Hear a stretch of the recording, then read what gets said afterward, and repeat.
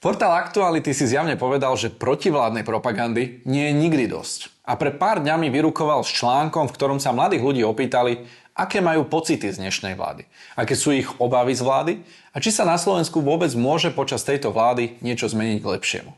A ich odpovede?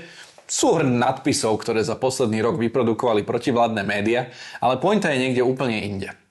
Aktuality v článku nijak bližšie nešpecifikujú, ako a prečo si vybrali práve týchto mladých ľudí a ich opis navodzuje dojem, že išlo v podstate o náhodný výber študentov. Upozornenie. Nasledujúce informácie nie sú kritikou týchto študentov, ale portálu Aktuality, ktorý ich zamlčal.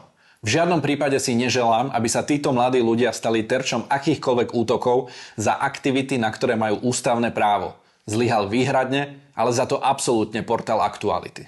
Ale opak je pravdou. Poďme postupne. Zuzana Hozlárova, jej priatelia, jej idol a jej meno na podujatí Progresívneho Slovenska. Poviete si, OK, študentská aktivistka, aj tá má predsa právo byť zastúpená v takomto článku. OK, idem ďalej. Jakub Slámka, bývalý predseda mládežníckej platformy Progresívneho Slovenska. A nie, bývalým sa nestal preto, že by zmenil svoje politické preferencie. Opäť, tento študent nemusí byť a priori vylúčený z takejto ankety, ak ho vyvážia iní, povedzme z mládežníckej organizácie Smeru alebo KDH. Ale bez ohľadu na to by táto skutočnosť mala byť v článku uvedená. Lenže tu nie sme pri objektívnej, nestrannej a profesionálnej žurnalistike, ale pri aktualitách, mašine na propagandu.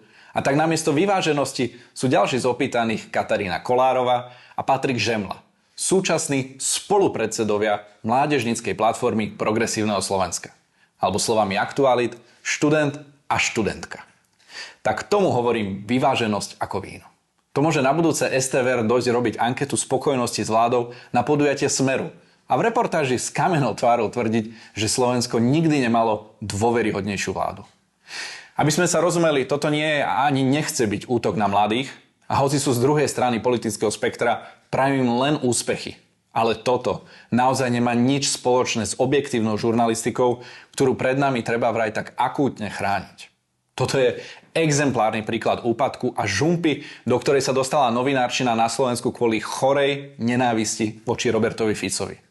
Ani na sekundu nepochybujem o tom, že zo strany Aktualit išlo o úmysel. Ale poznajúc zbabelosť šéfredaktora Bárdyho, ho vyzývam, aby nabral aspoň toľko odvahy, že pre svojich čitateľov zahrá divadielko o neúmyselnom omyle, ktorý si nevšimol a ospravedlní sa im. A budem s veľkým záujmom sledovať, ako na Slovensku funguje tá slávna samoregulácia médií, pretože toto je absolútny výsmech ich remeslu.